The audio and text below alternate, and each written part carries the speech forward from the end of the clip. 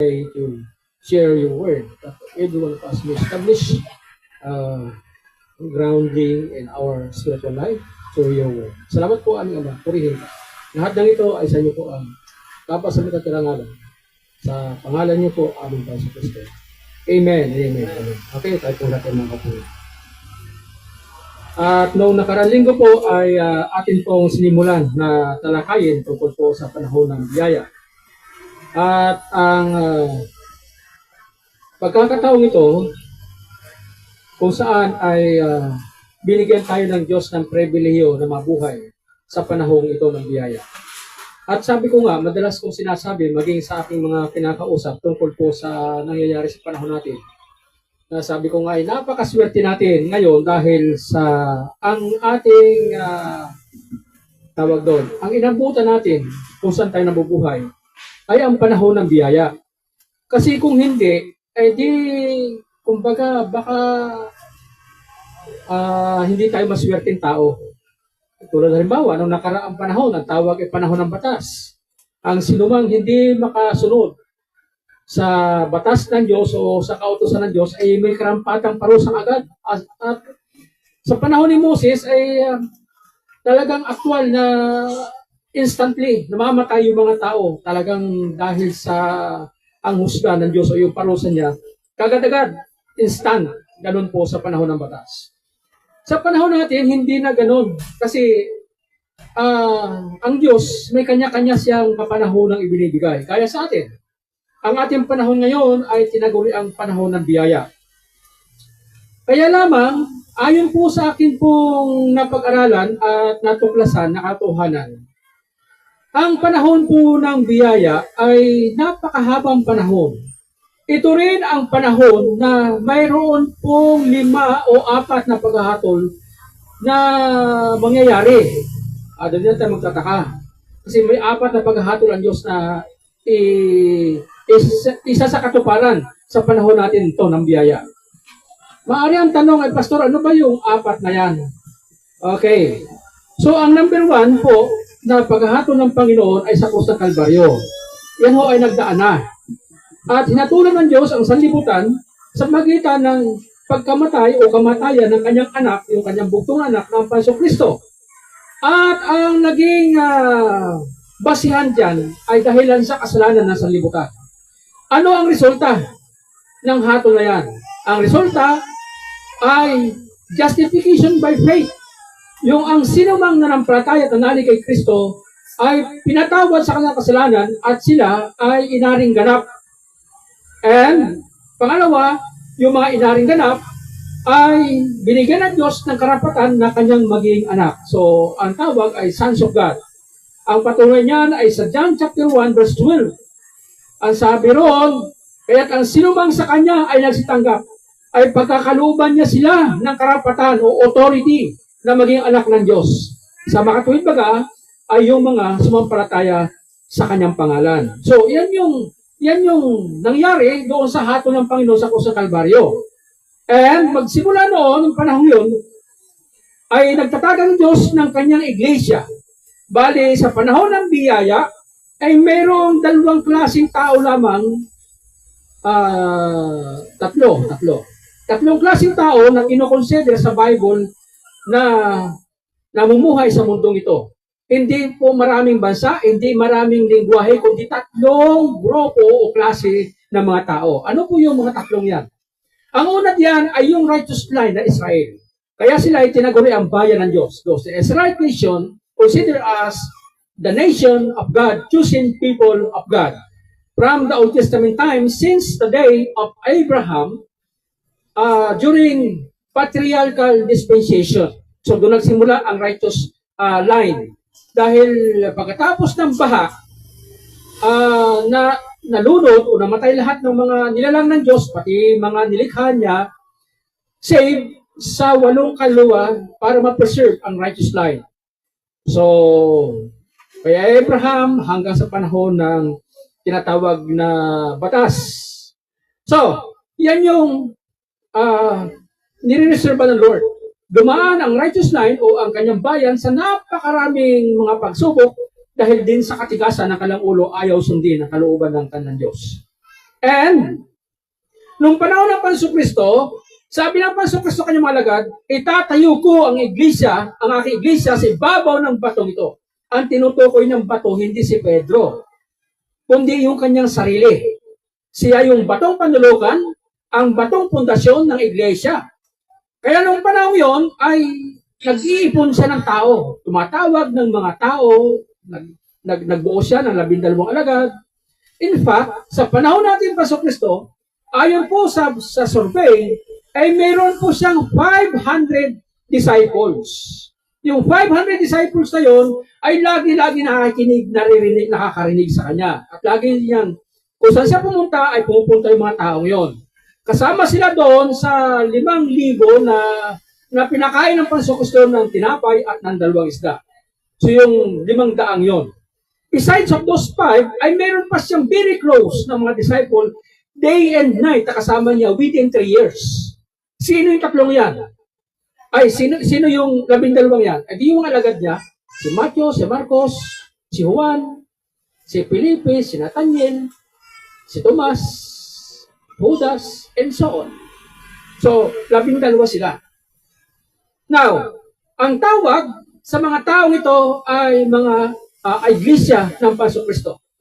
So, the called out ones, iglesia or the called out ones, sila yung mga tinawag ng Panginoon. So, ito ay isang klase o isang grupo ng mga tao na kinoconsider sa Bible.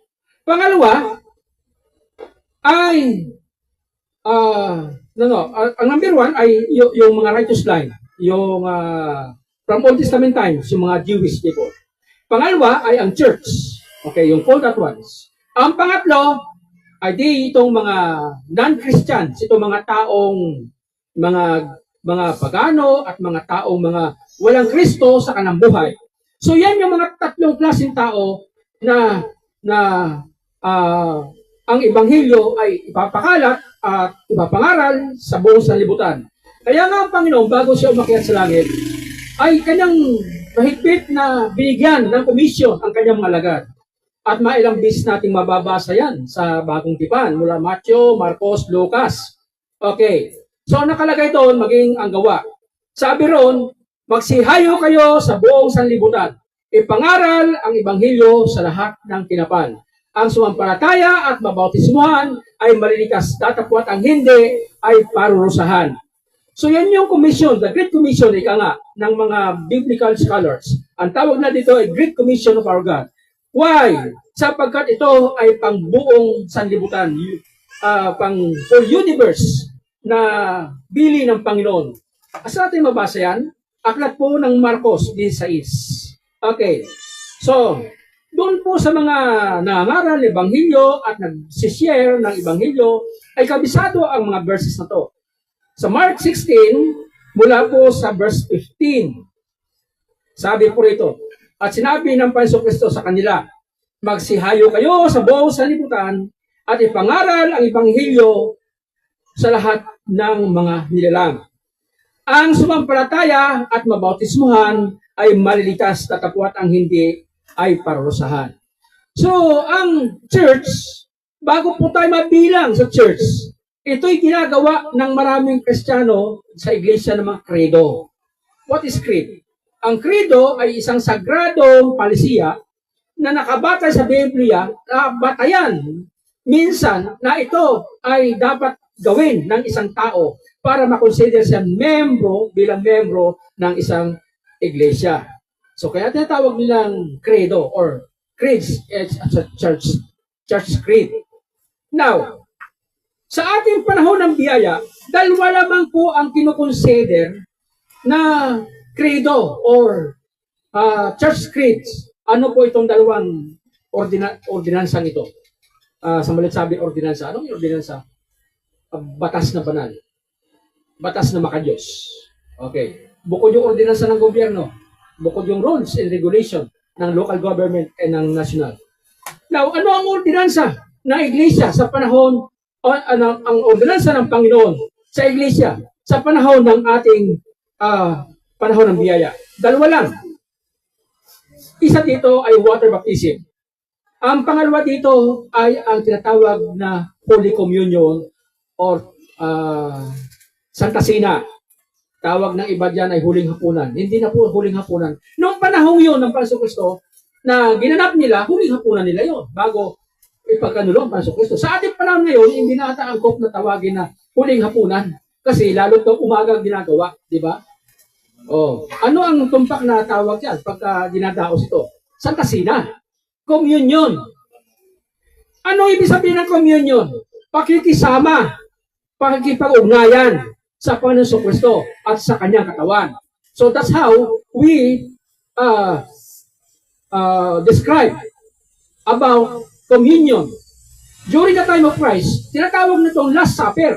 Huling hapunan. Bakit kamo? Kasi yan ay yung huling pagsalo-salo nila bago ipagkanulo ang Panginoon Kristo at bago siya matapos sa krus.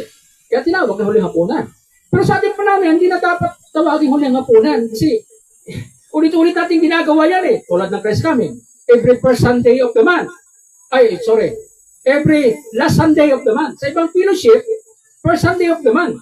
Tayo, last Sunday of the month. Ano mang linggo yan, 5th or 4th Sunday, basta last Sunday of the month, dinadaos natin ang Santa Cena. So ito ay consider as ordinansa. Alright. Tanong, sino ang dapat bautismuhan sa ordinansa ng Lord about sa water baptism? Bakit dapat bautismuhan ang tao? Ito, hindi klaro sa maraming Kristiyano. Maraming Kristiyano simba na simba, pero hindi nila alam na ang ordinansa ng Panginoon, bahagi ng Ebanghelyo, para mapabilang ka sa iglesia, ay yung kung tinatawag na bautismo. Sa ngalang bautismo, ang tumpak na terminong gamit dito ay hindi binyag. Okay? Ito ay ginaganap sa panahon ng biyaya. Sa lumang tipan, walang ganyan. Wala. Sa batas na kapanahunan or tawag legal disposition, wala yan. Sa panahon ni Abraham, hindi rin. Ang batas o ordinansa ng Diyos kay Abraham ay pagtutuli. Circumcision. Yan yung batayan ng Diyos na iyan ay lahi ng righteous line pag sila ay na-circumcise. That is during the time of Abraham. Sa panahon naman ni Moses, ang ordinansa ng Diyos ay pagtupad sa kanyang mga kautusan. Okay? So yan po ang ordinansa ng Panginoon. Kung sa panahon natin ngayon, hindi na ganoon. Ang ordinansa ng Diyos ay dalawa. Water baptism at saka Holy Communion. Now, tanong, para kalaruhin natin. Dapat ba talaga ang isang tao pag Christian ay bautismuhan? Yan ang mga tanong. Meron ba tayong sapat na batayan sa Bible na ang bautismo ay kailangan talaga? Now, kung naalala niyo po si Juan Bautista. Si Juan Bautista ay tinaguri ang last prophet. Siya ang propeta na umabot ng bagong tipan. Wala na pong iba. Sapagkat ang mga tao, binansagan si Juan Bautista na si Elias. Pero sa totoo lang, si John the Baptist, ang last prophet from the Old Testament time, umabot siya sa saklaw ng bagong tipan, bago mamatay ang Panginoon Kristo. Now, si Juan Bautista, alam natin kung ano yung kanyang ministry. Siya po ay forerunner of Christ. Ano ibig sabihin forerunner? Siya yung advance announcer, kumbaga. Bago magkaroon ng party na mag-araos ng okasyon, dapat mayroong natawag na advance party. Yung advance party na yun yung mag-a-announce, yung mag-aayos ng kung ano-ano mga bagay para idaos yung ganong okasyon. Now, si Juan Bautista ay tinatawag na forerunner. Advance party siya. Siya ay walang ibang sasabihin kung hindi dapat magsisi ang mga tao at magpabautismo. Yan mismo ang trabaho ni Juan Bautista. Now, ano ang patunay yan? Marami. Tulad halimbawa dito sa aklat ng Lucas. Ay mababasa natin na si Juan Bautista ay tagang masugid at talagang kumbaga marugdog ang kanyang damdamin na ipangaral ang tungkol sa pagsisisi. Sa atin makita yan, Lucas chapter 3. Okay. Mula po sa verse 8. Maraming mga tao pumunta kay Juan Bautista sa tabi ng ilog ng Jordan para panuorin at mag-usisa ano bang ginagawa ng taong ito. Okay, so ito ang sabi ni Juan Bautista. Simulan natin ang verse 7. Sabi rito, or verse 6, "And all flesh shall say the salvation of God."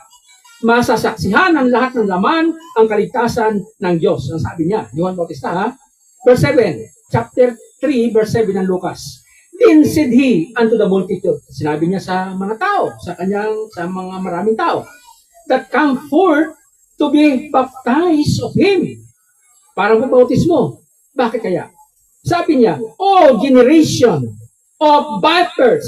Ano ibig sabihin vipers? Mga lahi kayo ng ulupong. Wow, sakit naman. Kaya nga nagparoon yung mga tao para pabautismo eh. Pero sinabihan ni Juan Bautista, mga lahi kayo ng ahas o ng ulupong. Ano ba yun? Eh kasi nga, ano bang ulupong?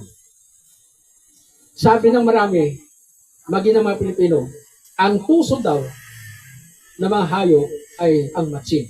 Sa Bible, hindi matsin ang tuso, kundi ang ahas. Sa Bible, ha? Bakit ka mo?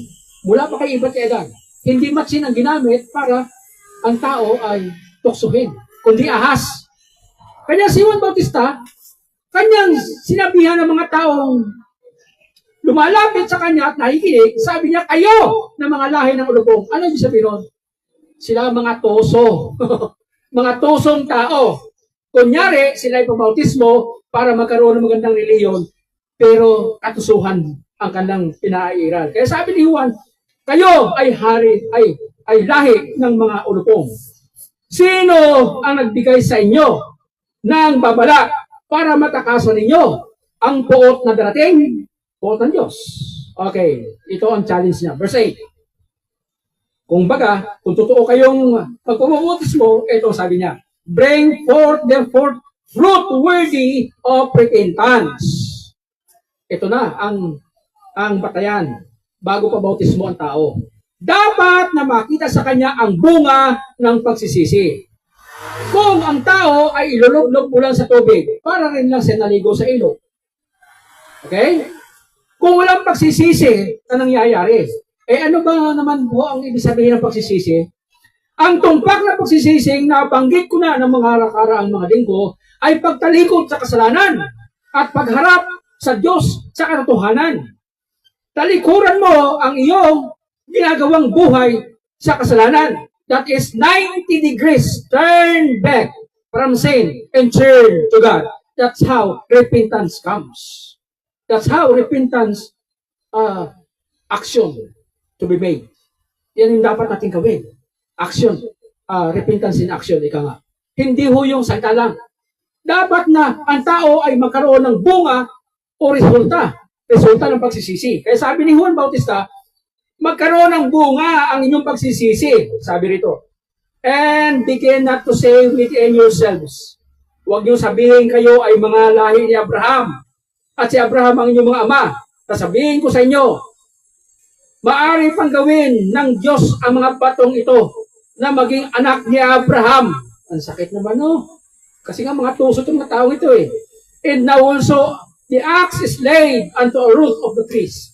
Ang palakol ay nakaambana sa ugat ng puno ng kahoy. Ang bawat kahoy na hindi magbubunga ng mabuting bunga, ito ay puputulin at ihahagis o gagawing panggatong sa apoy. Ang sakit. Ano ibig sabihin ito? Ang tao tinutukoy niya kahoy dito, hindi literal na kahoy ang tao. Kundi, inalimbawa lang niya ang isang punong kahoy, pag hindi magbubunga ng mabuti, puputulin, medyo pang ito ay panggatong. Ibig sabihin niya, pag ang tao ay walang magandang pagsisisi na ipinapakita, ay hahatulan siya ng Diyos at ibubulit sa impyerno. Kaya dapat ang tao bago po bautismo, mayroong ebidensya na siya nagbago. Okay? Ang pagbabago, hindi 3 buwan lang. Hindi gaya ng mga tinatawag ng New Year's resolution sa mga young people. Nasabi, this taong ito, magkakaroon ako New Year's resolution. Saan ka dyan? 3 buwan lang pala yung kaya niyang gawin eh. Na hindi na siya maninigaryo, hindi na siya mag-iinom. Linggo nga lang eh. Balik ulit dati eh. That's not how the transformations result of the transformation. Now, ang tinatawag na regeneration or a transformation, medyo magkakaiba pa eh. Pag sinasabing transformation, ay, ayan, nag-transform ka lang. Nagbalat kayo ka lang. Kunyari, ikaw ay totoong ganon. Doon pala, sa lobo. Maninirang lobo. Kaya sabi ni Juan Bautista, mga lahi kayong lopong. Tuso kayo. Kung gusto nyo kayang tunay magpabautismo, ay makita ang tunay na pagsisisi ninyo.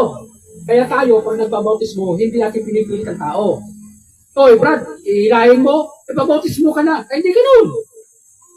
Kasi kung walang pagsisisi yan, sabi ko nga, walang kaiba niyan sa aso na ihagis mo sa tubig. Niliguan, pag-ahon, aso pa din. Pagsuka, kakain nila yung sinuka. Parang ganun. Kasi walang pagsisisi.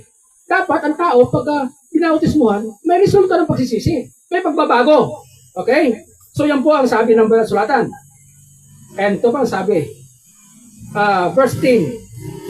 And the people asked him, saying, what shall we do then? Ano ang gagawin namin? Sabi ng mga tao. Tinamaan sila eh. Na sinasabi ni Juan eh. He answered, saith unto them, he that hath 2 coats, let him impart to him that hath none. Kung mayroon kang 2 balabal, ay ibigay mo doon sa wala yung isa. Ibig sabihin, mayroong aksyon yung pagsisisi. And he that hath meat, let him do it likewise. Yung may pagkain, mag-share ka naman ng pagkain doon sa nagugutom. Ibig sabihin. And then the publican also, and came also the publican to be baptized, and he said unto him, Master, what shall we do? Pati mga publikano. Ano ba itong publikano?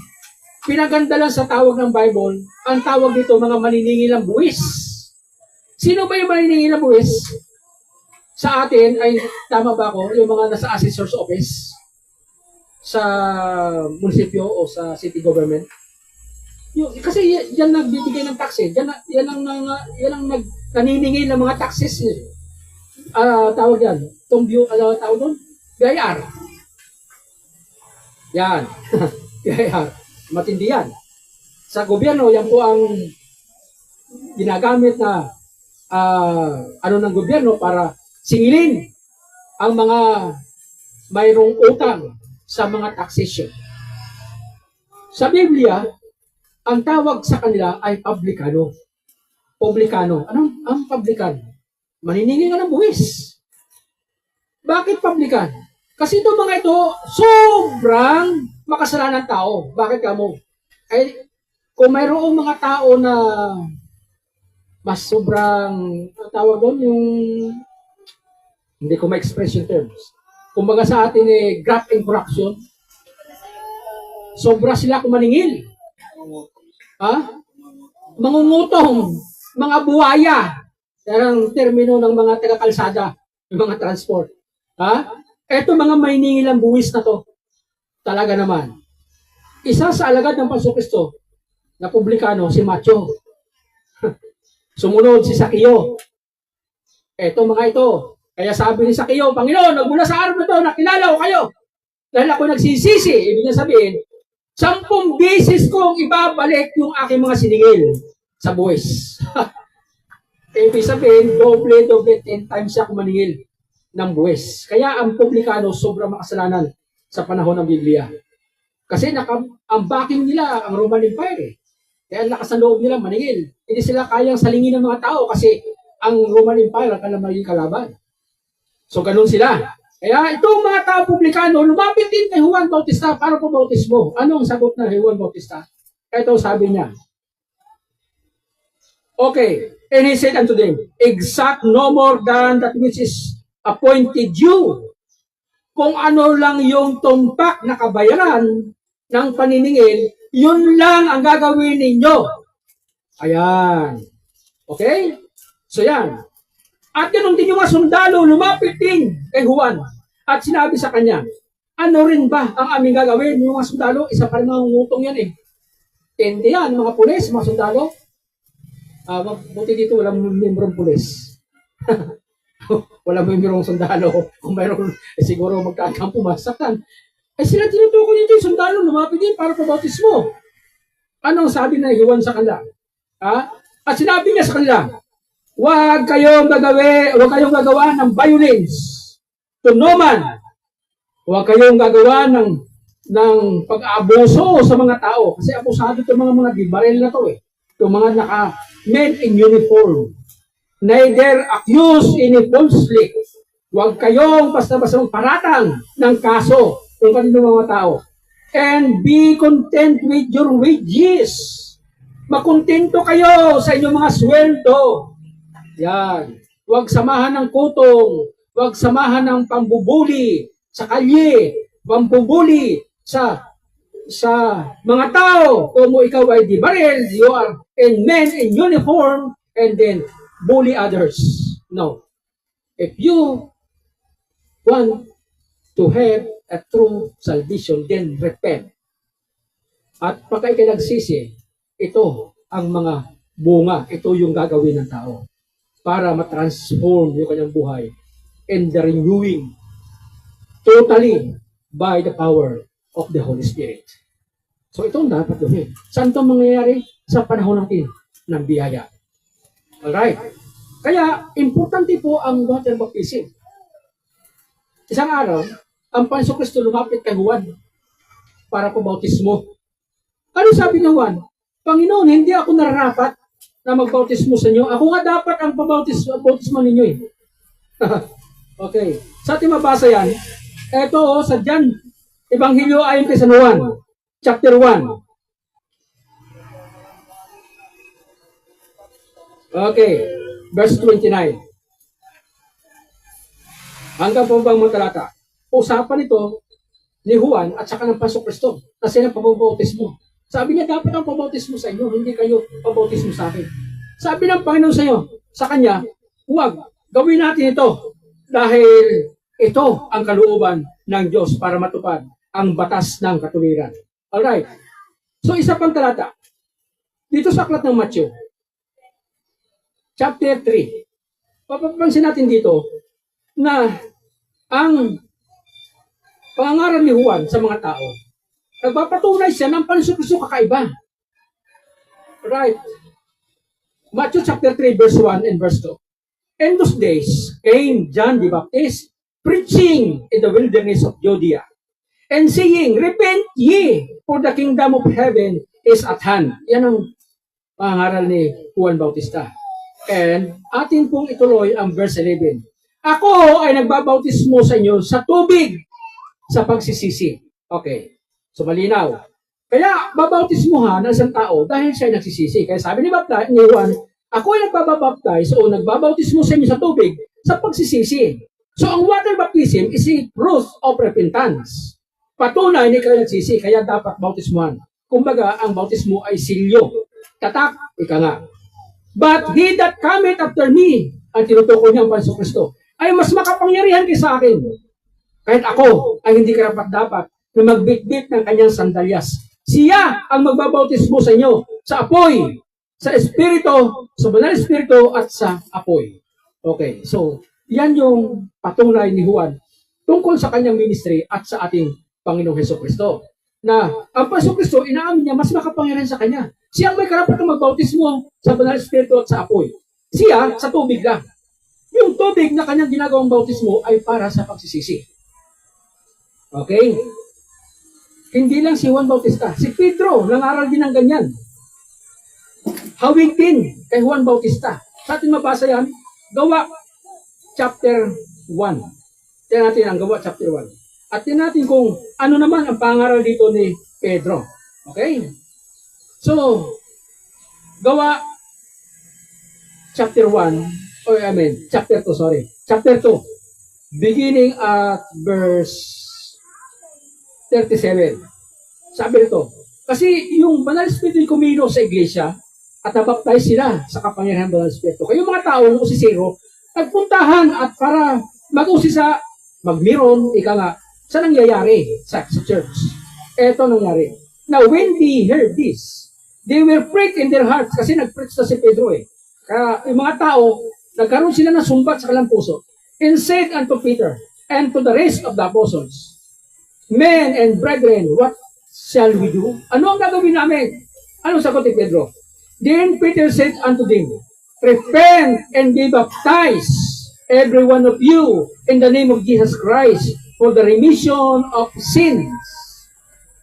Kayo ay magsisi at magbabautismo upang sa ipagpapatawad ng inyong mga kasalanan.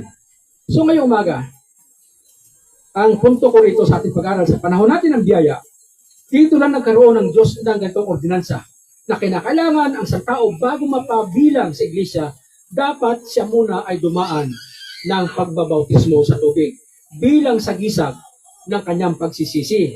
Tatak na siya ay nagsisi sa kanyang kasalanan. Yan ay ang bautismo. Now, bago tayo magtapos, meron akong babanggitin mga termino na ito hindi makabiblia. Sumunod ng mga tanong na umiiral, ano ba anya ang tumpak na bautismo? Yan ang tanong. Ano ang paraan? The manner of baptism. Bilang mga Pilipino, mayroon tayong mga termino na ginagamit. Hindi ko alam sa ibang lingwahe. Pero sa English, ganun din ata, may mga termino ginagamit. Alin ba ang tumpak? Bautismo lang. Ano bang ibig sabihin ng bautismo? Derived from the Greek word baptizo. The word baptizo means immerse, to be submerged by water. Apawan ka ng tubig, inubog ka sa tubig. Parang ano ba? Ang kamukha niya na yung sa submerged. Alam niyo ba yung cotton? Bulak, di ba? Pag yan ay pinatak mo sa tubig, absorb niya ang tubig hanggang sa mapuno at umapaw pa sa kanya yung tubig sa bulak. Ganon din yung foam. Yung kotson, di ba? Absorb din yan absorbent things yan eh.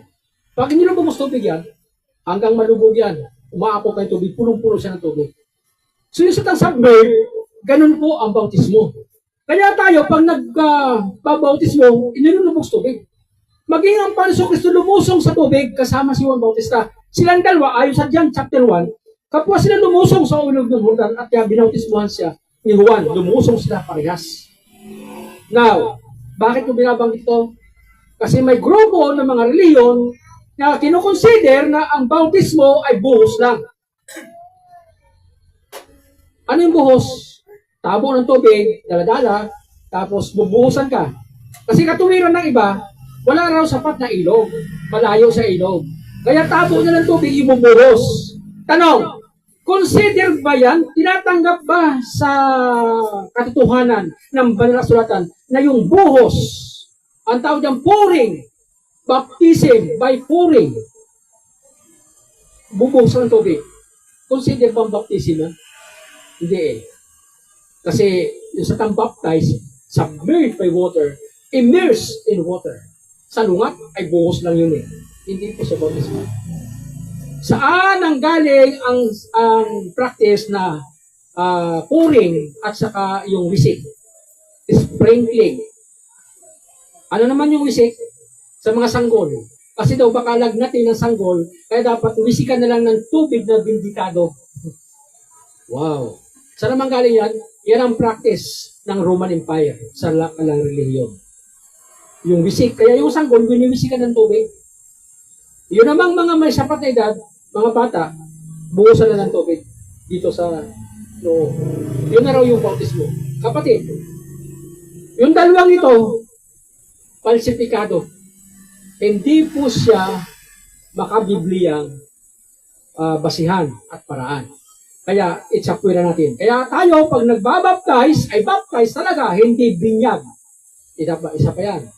Ano ba yung binyag? Ang binyag ay yung pong buhos at saka po yung sprinkling. Yan, kinukonsider ko yung binyag. Pero pag sinabi yung bautismo, yan ang original. It's a Greek word, baptizo, or baptizo. That means to immerse, to submerge in water. Yun ang tumpak. Okay? So, ang formula. Ano ang formula? Sabi ng iba, pagka nagbinyag o nagbautismo, may pangalang binabanggit. Ang ibang grupo ng mga Kristiyano, ang binabanggit, itong gawa na binasa natin. Gawa chapter 2. Sabi ni Pedro, na magsisi kayo at pabautismo sa pangalan ng ating Panginoon Kristo para sa pagpatawad ng inyong mga kasalanan. Kaya sila, panagbabautismo sa pangalan ng Panginoong Kristo. Amen. Ganun lang sila. Now, ang tanong, ito, bago tayo magtapos. Kung ikaw, Kristiyano na ikinig, nakakaintindi ng Biblia, alin ang susundin mo? Ang sinabi ng Panginoong Kristo o ang sinabi lang ng tao? Na pangkaraniwan. Bakit gano'n? Tanong ko. Ang Panginoong Kristo, anak ng Diyos. Siya sinugo ng Ama para sa kaligtasan ng mundong ito. Siya mismo may utos. Kanina sa nabasa natin sa Marcos, sabi doon, ipangaral niyo ang Ebanghelyo sa buong kinapal. Ang sumampalataya at mabautismuhan ay may likas. Ang Panginoong Kristo sabi niya. Paano ang bautismo? Sa Matthew 28, sabi, bautismo niyo sila sa pangalan ng Ama, ng Anak, at ng Banal na Espiritu sa nawa. Eh, ano naman yung kay Pedro? Pangangaral nga niya eh. Pabautismo kayo sa pangalan ng Panginoong Kristo para sa pagpapatawad ng mga kasalanan. Kung ikaw, Kristiyano, may sentido komon. Alin ang susundin mo? Ang salita ni Pedro sa pangangaral o yung mismong utos ng Panginoong Kristo na original? Nabautismo niyo sila sa pangalan ng Ama, ng Anak, at ng Banal na Espiritu. Sa atin makita yan, Matthew 28. Bago tayo magtapos, nais ko lang din banggitin ng mga bagay nito. Alright. Ayan o, verse 19. Matthew 28:19. Go ye therefore and teach all nations. Buong mundo ay hayuan nyo inyong turuan. Bautismuhan nyo sila sa pangalan ng Ama.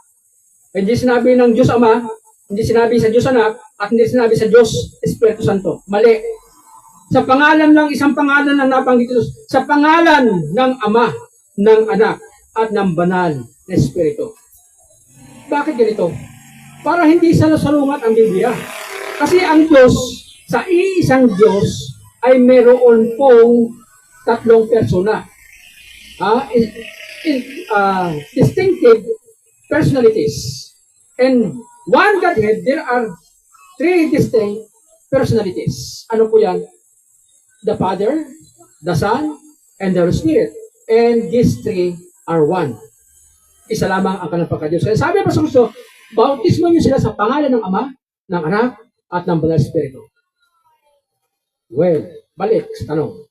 Kung ikaw ay matinong Kristiyano at nakakaintindi, tanong ulit, kung susundin natin ang formula ng bautismo, alin ang susundin mo? Kay Pedro na sinabi o ang Panginoong Kristo na nag-uutos? Ano sa tingin ninyo? Kung ako, kung mo ang Panginoong Kristo nag-uutos ito, doon ako. Bakit susundin si Pedro sa kanyang pangaral? Ngayon, tanong, sumasalungat ba si Pedro kay Hesus Kristo? Hindi rin. Bakit niya sinabi sa pangalan ng Panginoong Kristo? Ito yon. Kasi ang mga Hudyo, tigas ulo, ayaw lang paniwalaan ng Panginoong Kristo ay Mesiyas. Kaya nga, sukdo lang pinapako nila sa kusang Kalbaryo hanggang kamatayan niya. Kasi hindi sila naniniwala na ang Panginoong Kristo ay Mesiyas, tagapagligtas niya. Kaya ang emphasis ni Pedro ay sa pangalan ng Panginoong Kristo para ipaintindi sa kanila, ipoprogram sa kanilang utak na walang ibang tagapagligtas sa kalikasan ng tao kundi ang Panginoong Kristo. Kaya ang banggit niya, nagbabautismo kayo sa pangalan ng Panginoong Kristo. E paano pa nga nila maintindihan sa pangalan ng Ama, ng Anak at ng Banal na Espiritu kung babanggitin niya yun ay hindi nga, kung ang Panginoong Kristo, ang hirap nilang tanggapin yung pa kayang pangalan ng Ama, ng Anak at ng Banal na Espiritu. Di ba? Ang mga Hudyo, mga tigas ulo, hirap makaintindi. Kaya sabi ni Pedro, sa pangalan ng Panginoong Kristo, magbautismo kayo. Pero yung totoong formula, pagka i-administer na ang baptism sa pangalan ng Ama, ng Anak, at ng Banal na Espiritu. Klaro ba, mga kapatid? Klaro? Okay. Kaya kung kayo ay may nakarinig tungkol sa bagay na yan, pagpasensyahan ninyo. Hindi natin tinuturo yan. Makabiblia lang tayo. Kung ano yung sa Bible, anong utos ng Panginoon, yung ating gagawin. Kailan ginagawa yan? Sa panahon ng tao nagsisi at nagdi-decide siya na sa'yo magpabautismo. Ito ang ating ginagawa. Swerte tayo sa panahon natin ngayon. Ito ay sa panahon ng biyaya. Tayo lahat sa sandaling tumayo at tayo po'y manalangin. Kayong mga nakikinig, maging sa live streaming na to, meron ba sa inyo mga manampalataya? Ang tagal-tagal na ninyo na naglilingkod sa Diyos, akala ninyo ay okay na kayo. Yung pala, kahit bautismo ay hindi pa nangyayari sa buhay nyo.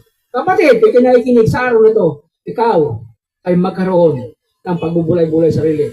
Huwag kang magsayang ng panahon. Baka alam mo ikaw pala ay nagpagod at ang tagal-tagal mo na sa church na hindi pa pala na-baptize. Kapatid, mayroon pa bang natatagong kasalanan sa buhay mo kung bakit hindi mo ay suko-suko sa Panginoon? Sa araw na ito, mag-decide ka. Kaya kailangan ikaw ay pabautismo kung totoo na ikaw ay nagsisisi sa iyong mga kasalanan. Para i-consider ka ng Diyos na ikaw ay pumapasok sa kaligtasan. Parang tanong, Pastor, yung bang pagtanggap sa Kristo hindi sapat? Dapat pang bautismo? Oo po. Hindi naman sinabi ng Diyos na hanggang tanggap sa Kristo. Kasi yung magnanakaw, nakatabi niya sa cross. Nakapako, pare-pareha silang tatlo. Yung isa, inalipos na ang Panginoon. Yung isa, sabi, Panginoon, alalahanin niyo po ako pagdating niyo sa inyong kaharian. Pare-pareha sila nakapako eh. Anong sagot ng Pansong Kristo? Pare-pareha sila nakapako sa cross. Sabi ng Pansong Kristo, ngayon din, kahasamahin kita sa paraiso. At tanong, ligtas ba ang tao yun? Yes. Bakit? Kasi hindi na siya makababa, sentensyado na sila eh. Ngayon, ang bautismo, kailangan ganapin yan, yung mga taong malaya. Eh, tagal-tagal na. Ang laki-laki na ng chance ang binigay ng Diyos sa'yo at pribileo. Hindi mo pa rin disinaso. Dapat mapabautismuhan ka. Pero kung ikaw ay sa bingit ng kamatayan, kailangan mong tanggapin pa sa Kristo. Yun ang usapan na sino man tumawag sa pangalan pa sa Kristo, kailanman ay hindi siya tatabuhan. Doon yun. Pero kung ikaw'y matagal ng Christian, dapat na ikaw papabaptize sa water baptism. Tayo po lahat manalangin. Aming Ama, salamat po sa inyo sa araw na ito. Purihin po kayo sa inyo pong mga salita namin pong natutunan at napagbulay-bulayan. Kausapin niyo po ng Banal Espiritu ang mga sinuman na nakikinig sa araw na ito. Naabot man sila ng tinig na to o kaya sa live streaming, Panginoon, saan man po silang lugar. Mangusap kayo sa mga kaluluwa na inyo pong hinahakdan ng inyo pong mabuting balita. Pagpalain din po yung kongregasyon ito na nakatupad po sa batas ng katuwiran sapagkat ito'y nararapat para po sa kaligtasan. Salamat po, aming Ama, purihin ka sa araw ko. I-bless niyo po kami lahat. Bukod doon sa aming pag-aalala, meron din po kami mga pangailangan sa buhay o Diyos. Tataas po namin ang kamay namin. Ito'y inuunat po sa iyong trono ng habag. At batid niyo po ang hangarin ng iyong puso. Panginoon, inyo pong pakinggan ang aming mahinaing sa araw na ito. Purihin ka, O Diyos. Tugunin niyo po ang bawat isa ayon po sa kanya-kanya at sa aming mga pananampalataya. Purihin ka sa araw na ito. Lahat ng kapasamat ng ngalan, tayong sa inyo po lamang sa pangalan niyo po aming Panginoon Kristo. Amen. Amen. Amen. Purihin ang Panginoon.